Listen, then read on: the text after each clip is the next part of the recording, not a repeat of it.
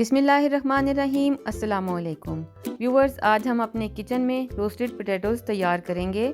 Simple ingredients से तैयार होने वाला ये स्नैक का एक हेल्दी वर्जन है। तो चलिए इसको बनाना स्टार्ट करते हैं। सबसे पहले इसके लिए मैंने तकरीबन 1 किलो आलू ले लिए। 1 किलो से थोड़े कम आलू हैं। इनको मैंने बहुत अच्छे से वॉश कर लिया और फिर इनको टॉवल से साफ़ करके इनकी डस्ट निकाल दी। अब हम इन आलूओं की कटिंग करेंगे।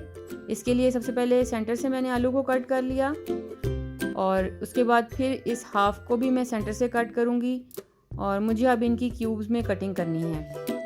तो क्यूब्स में सारे हम पोटैटोज़ कट कर लेंगे और कटिंग करते वक्त इस चीज़ का ख्याल रखिए कि तमाम जो क्यूब्स हैं वो एक ही साइज़ के हों ताकि इनका कुकिंग टाइम सेम रहे। अब मैं इन कटे हुए आलूओं को पानी में डिप करके रख दूँगी और दूसरी तरफ एक पैन में मैं पानी बॉईल होने के लिए रख रही हूँ। पानी जब बॉईल होने लगा तो इसमें मैंने तकरीबन हाफ़ टेबल स्पून भर के नमक डाल दिया और उसके बाद इसमें मैंने ये कटे हुए आलू डाल दिए हैं। इनको मुझे 7 से 8 मिनट के लिए बॉईल करना है। ठीक 8 मिनट के बाद अब मैं ये आलू पानी से निकाल रही हूँ और इनको मैं ठंडा होने के लिए रख दूँगी। दूसरी तरफ अब एक बाउल में मैं 2 टेबल स्पून ऑयल ले रही हूँ। इसमें 1 टीस्पून चॉप्ड लहसुन ऐड कर रही हूँ। हाफ़ टी स्पून कुटी लाल मिर्च ऐड कर दें। अगर आप ज़्यादा स्पाइसी खाना पसंद नहीं करते तो इसमें 1/4 टीस्पून आप मिर्चों को ऐड करें, वरना आप हाफ़ टी स्पून ऐड कर सकते हैं। 1/4 टीस्पून इसमें काली मिर्च ऐड कर देने के बाद अब इसमें half tea spoon rosemary leaves add कर रही हूँ। इसके बाद मैं इसमें half tea spoon pink salt add कर रही हूँ। आप इसकी जगह पर रेगुलर नमक भी यूज़ कर सकते हैं और नमक को आप अपने टेस्ट के हिसाब से भी एडजस्ट कर सकते हैं।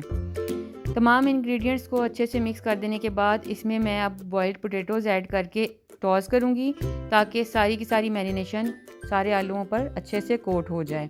बेकिंग ट्रे पर मैंने पार्चमेंट पेपर लगाकर रखा हुआ था। इस पर मैं ये तमाम जो कोट किए हुए आलू हैं इनको स्प्रेड करूंगी। स्प्रेड करके अब हम इन्हें बेक करेंगे।